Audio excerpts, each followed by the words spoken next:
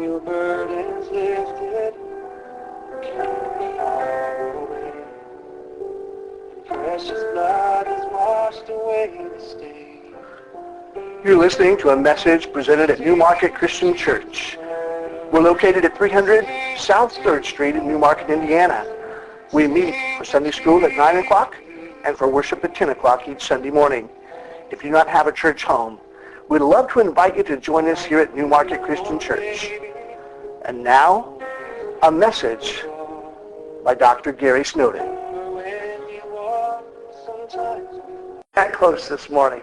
Hey, the title of this morning's message, get this, Making the Main Thing the Main Thing. That's the title. Let's pray before we get started. Dear God, we want to say thank you so much for this time that we can be here in your house. Thank you so much for that beautiful song that was just shared. Dear Lord, thanks for not throwing the clay away. Thanks for remolding us. Thanks for making us, dear Lord, what you would have us to be. Keep working on us, dear Lord. I know you're not finished with us yet. I want to say thanks so much for that constant molding as we live our lives for you. Go with us this morning. Use me as your vessel. Help me to rightly divide your word of truth. For it's in the name of Jesus that we pray. Amen.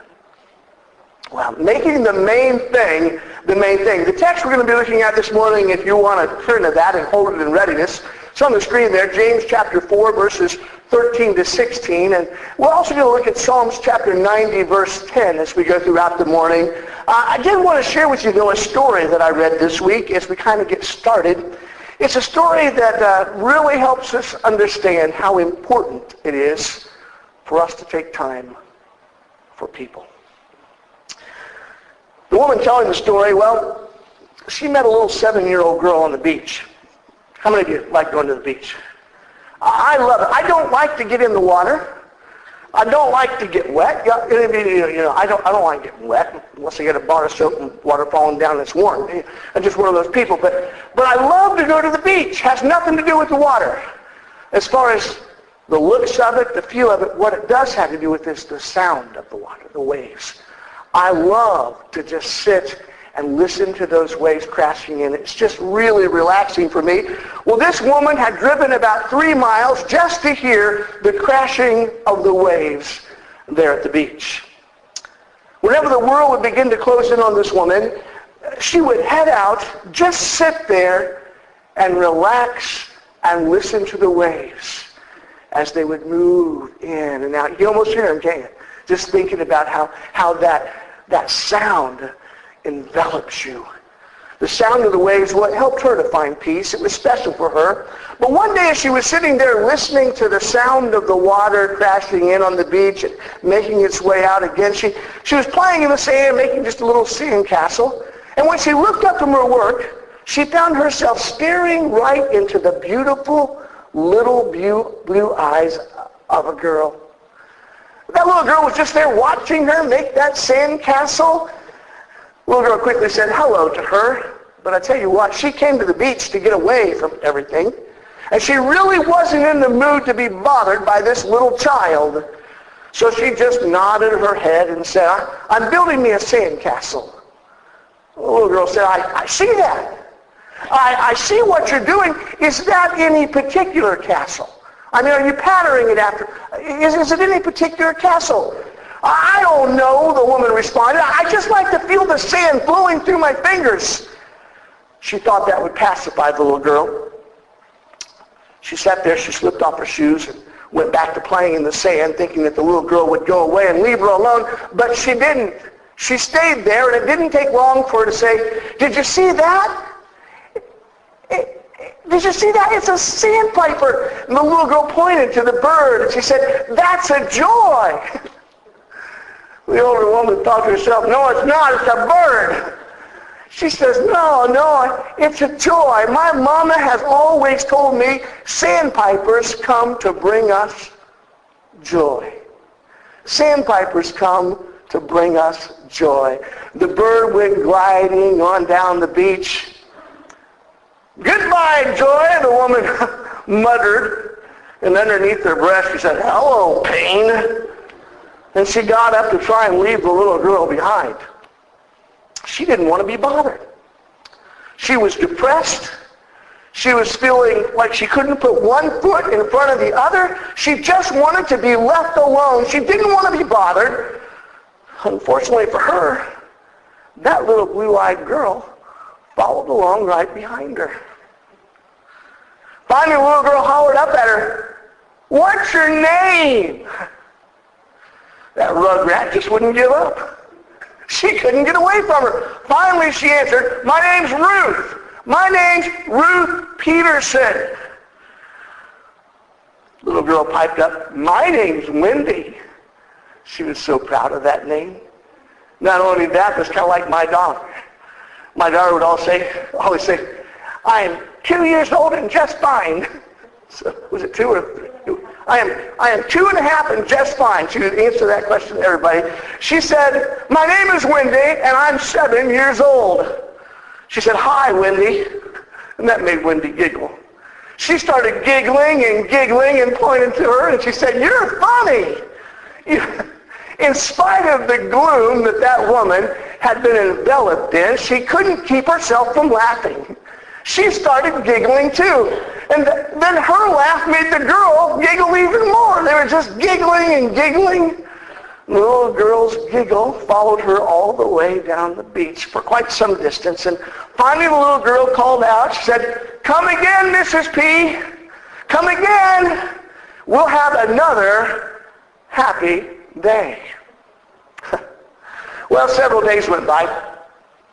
The woman didn't have time to return to the beach. You know how you get busy. You'd like to do things, but you just don't have time to.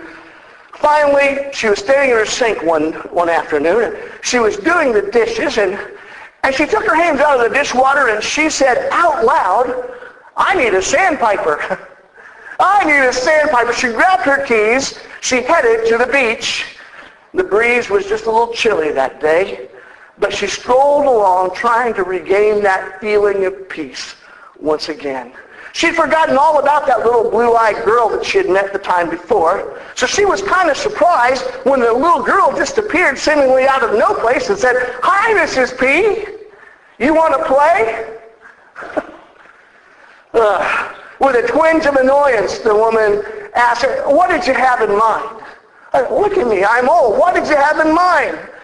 "I don't know, Mrs. P. What would you like to play?" "How about charades? You want to play charades?" The little girl burst into laughter, giggling her head off. "Mrs. P, I don't even know what charades are." "Well, then let's just go for a walk on the beach." The woman looked down at the little girl and she noticed a delicate fairness in the little girl's face. She asked her, "Wendy, where do you live? Where's your home?" The little girl pointed over to a row of summer apartments, and she said, "Over there. That's where I live." The woman thought about her age, thought about the time of day that it was, and the time of year that it was, and she decided she just had to ask, "Wendy, where do you go to school? You're 7 years old. Where do you go to school?" "Oh, I don't go to school. My mommy says we're on vacation." Boy, on vacation. The woman kind of scratched her head. Her thought began to flutter from one thing to another. They just continued to walk along the beach. Gradually the sun began to set, and the woman headed back to her car. Wendy waved goodbye and said, "It's been another happy day, Mrs. P. It's been another happy day." Feeling surprisingly better, the woman just smiled and agreed. It has been a happy day. 3 weeks later, the woman rushed back to her spot on the beach. She was in a near state of panic. She was overwhelmed, just all kinds of things coming to her at once. She was in no mood to be bothered by Wendy. She saw a woman on the little girl's porch, and she really thought about telling her just to keep your child at home. But before she could reach the porch, Wendy was already by her side.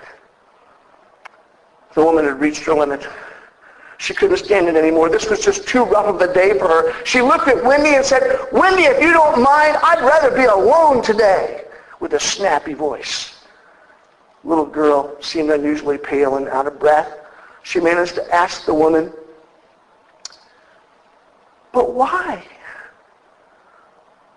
But why? The woman turned to her and shouted, because my mother just died. The guilt began to flow through her.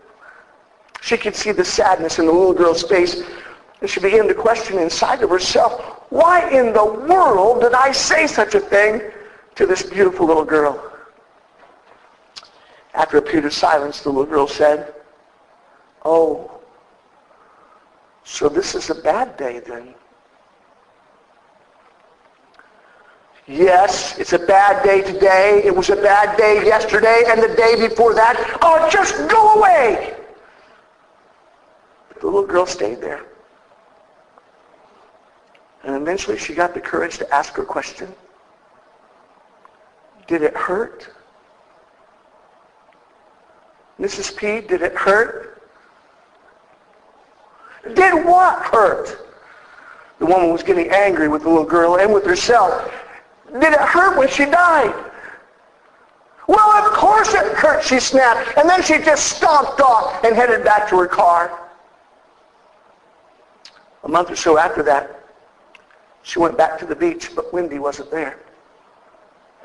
She felt really guilty and ashamed, admitting to herself that she actually missed that little girl. So she went up to the cottage and she knocked on the door. And a weary-looking young woman with honey-colored hair answered, opened the door. Hello, I'm Ruth Peterson. I missed your little girl today, and I wondered where she was. Oh, yes, Mrs. Peterson. Please come on in. Wendy has told me all about you. If she was a nuisance, please accept my apologies. No, not at all. She is a delightful child. The fact is, the woman actually meant it. She had come to love that little girl.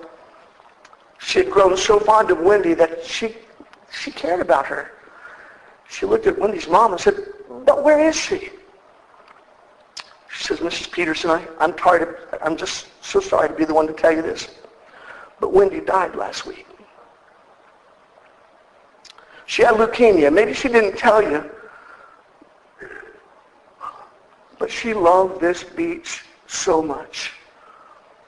She asked to come here, and we just could never tell her no, so we came all the time. She seemed to be so much better here.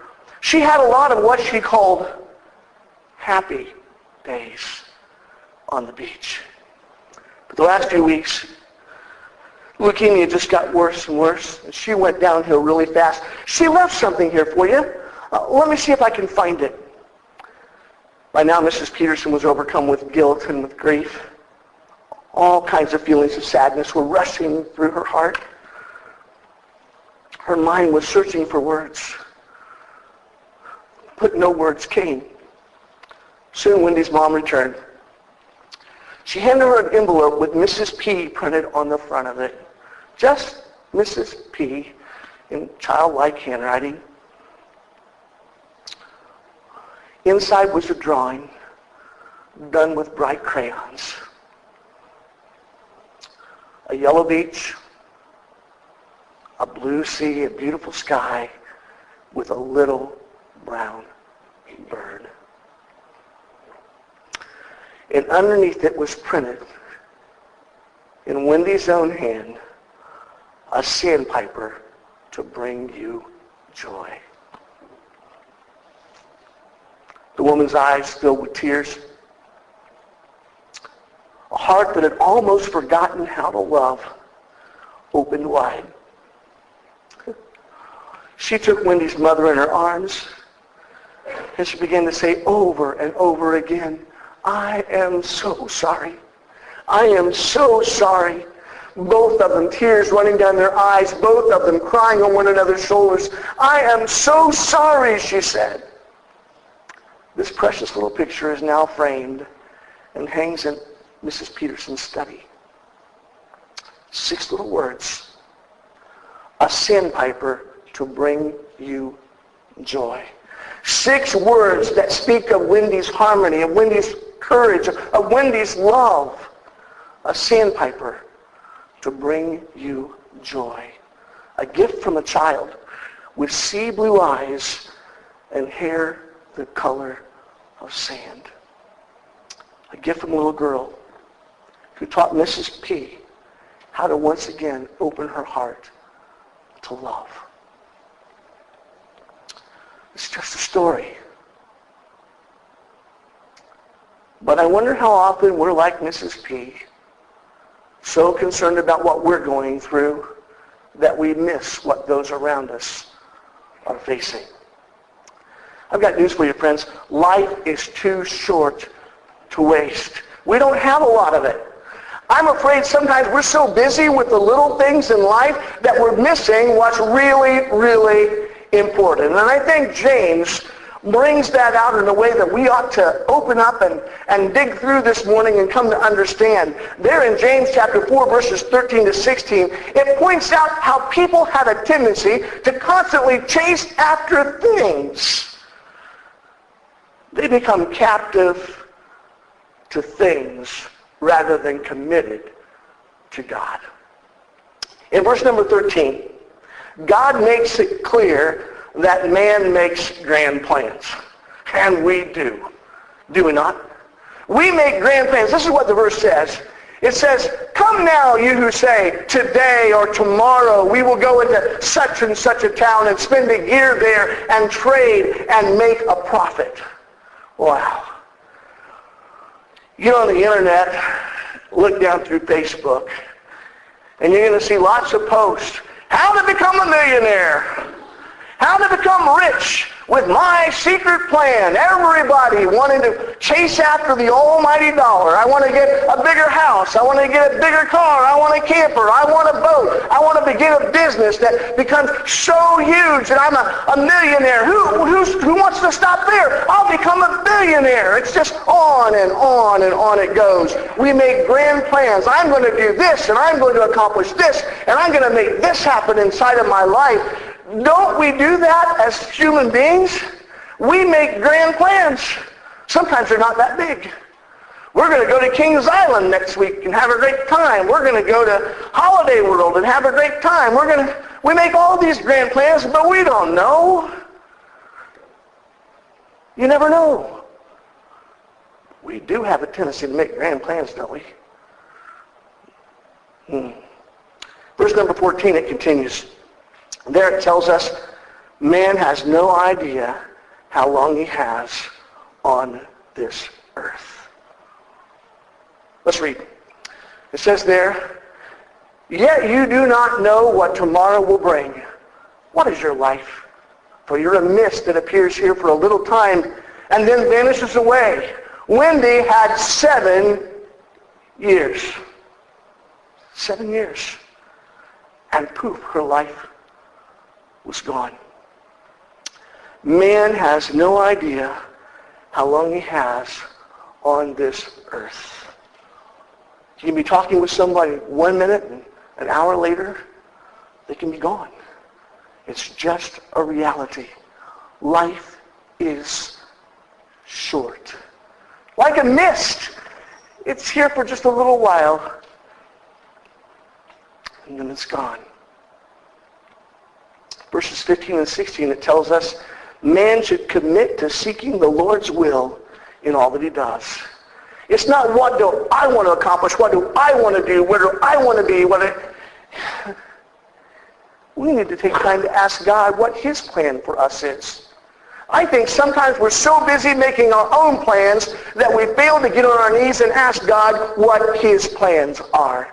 This is what it says. It says, instead you ought to say, if the Lord wills, we will live and do this or that. As it is, you boast in your arrogance. All such boasting is evil. You're talking about what you're going to accomplish. Remember the guy who had such a huge crop that he decided to tear down his barns and build bigger ones? The story that Jesus told? You might tear them down, you might build bigger barns, but I've got news for you, he says. You're going to die and you're going to leave all that to someone else. If you're busy building bigger barns, I suggest you need to take some time to ask what God's will is. If you're having to build bigger barns to store it, maybe you should be using it differently. No matter how pleased we are with our accomplishments here on earth, no matter how much we run around patting ourselves on the back, look at the business I built. Look at the church I built. Preachers too. Look at the church I built. Look at you fill in the blank. What is it that you're chasing after? I got news for you. Whatever it is, if it has to do with things on this earth, it is fleeting. Because we all live and we all die, and all the things we collect will be handed over to others. It's just a reality. You can't take it with you. There's nothing on this earth that we can keep through eternity. I love the words of John. You ever heard of Jim Elliot? Anybody ever heard of him? I'm going to tell you something new then. There's this guy by the name of Jim Elliot. He was a missionary. He made the ultimate sacrifice to share the gospel with people. He went overseas in order to share the gospel with a tribe that really they were a very bloody tribe. They hunted other people. It was a bad group of folks. He got there, and whenever he got there, he told the men with them, I would rather die than to kill one of them knowing they're going to go to hell. If they kill me, I'm going to heaven, and I am blessed. If I kill them, they're going to hell, and I am sending them there without having a chance to share Christ. They went out there, their plane landed, the people came in, there's a big altercation that took place in camp. You'd have to see the whole story to understand it all. They came out and they literally stood there while the natives ran them through with spears and arrows. He died, but he left one famous saying that people cling to today. He said, he is no fool who gives up what he cannot keep to gain what he cannot lose. He not only said it, he meant it. Friends, over the last little bit, I've said goodbye to my mom. I've said goodbye to my dad, to my grandparents, to my uncles, to many of my aunts, to friends. And I've come to the conclusion that none of us are getting out of here alive. And I might be wrong, but that's what I'm thinking. None of us are getting out of here alive. And I got news for you. I feel my body changing. It just is. I used to run down through there, hop over the fence, and keep running. Now I walk over to the fence, barely can climb over top, and afraid I'm going to fall over on the other side. Things change as we get older. It's just a reality. Sometimes I think my get-up's done got up and gone. Any of you feel that way some days? Well, Psalms 90 verse 10 might be something we ought to take a good look at. Psalms 90 verse 10, I picked the translation that's going to put it in terms we can understand. There in Psalms 90 verse 10 we read these words. Our days are 70 years or 80 if we have the strength. It goes on, but we'll stop right there. Our days are 70 years or 80 if we've got the strength. That means if you're older than 80, you're living on borrowed time. Think about that for a minute. It's scary, isn't it? Think about that. Have you ever looked back at your life and said, man, I wish I'd worked more overtime? I don't hear that very often. Have you ever heard somebody look back and say, boy, I sure wish I had spent more time cleaning my house and washing my dishes? Have you ever looked back and said to yourself, I sure wish I had spent more time on business trips away from my family? I'm guessing the answer to all of these questions is a resounding N-O, no. I've served over 700 families through hospice in their times of loss and grief. And I've never heard any of them say that kind of stuff. But I have some things that I've heard consistently. What I've heard is this. I sure wish I had just a little more time to spend with my wife. I sure wish I had just a little more time to spend with my husband. I wish I could have just a few more days to spend with my kids. And another big one. I sure wish I had given my life to God sooner. When we face death, it's not the things that society put on a pedestal that we cling to. It's our family. It's our friends. It's God that we want by our side. So here's what I want you to do this week. You get that? Action. This is what I want you to do this week. I'd like for you to throw caution to the wind just a little bit. Now, I'm not saying do something silly like not go to work and get points and lose your job. That's not what I'm saying.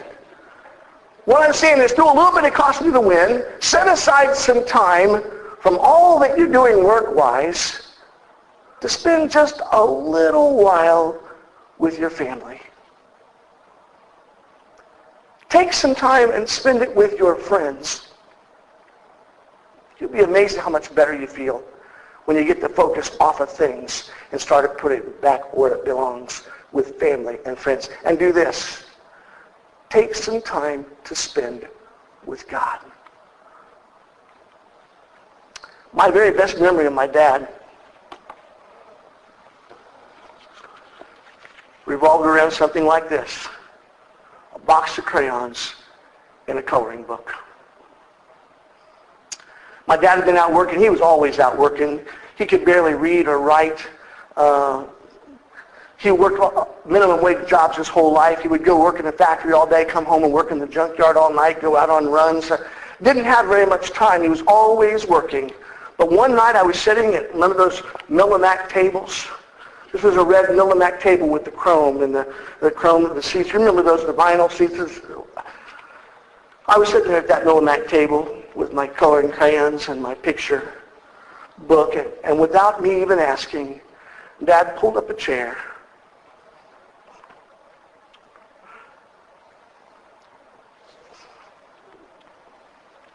And he sat down and he colored with me. Do you know that 10 minutes of my life is my best memory of my dad? Because he took time to color a picture with me.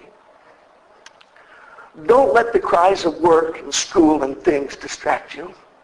Because I've got news for you. Life is really short.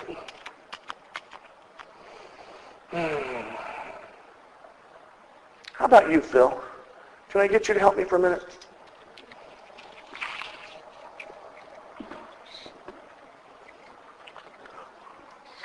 How old are you? 62. 62. Whew. It's still going. Thanks for that. Where's that? 50, 60? Right there you are, 62. Now it said we might live 70 years. We might live 80 years. What does that tell you? You've lived a whole lot longer than you got to live. Life is short. Where are you on that scale? That's what you've already lived, and this is what you've got left. Thanks. I'm afraid sometimes that we forget just how short life really is. I got news for you. We need to focus on what is most important because life is short. When it's our time to say goodbye, if we have focused on what is most important, we'll be able to look back and smile knowing that we have made the main thing the main thing. And then we will be ready to cry out with joy, Lord, I kept the main thing, and Lord, I'm coming home. Isn't that what you want to be able to cry out? Don't you want to hear, well done, my good and faithful servant? If you want to hear that, quit focusing on things and start focusing on the main thing, which is your relationship with God and with others. If you're outside of Jesus Christ, we want you to come today and declare boldly, Lord, I want to keep the main thing so that one day I can cry out, Lord, I'm coming home. Won't you stand as we sing our invitation hymn this morning? You've been listening to a message presented by Dr. Gary Snowden, minister at Newmarket Christian Church. We would love to have you come join us as we seek to worship God, love one another, and reach out to our neighbors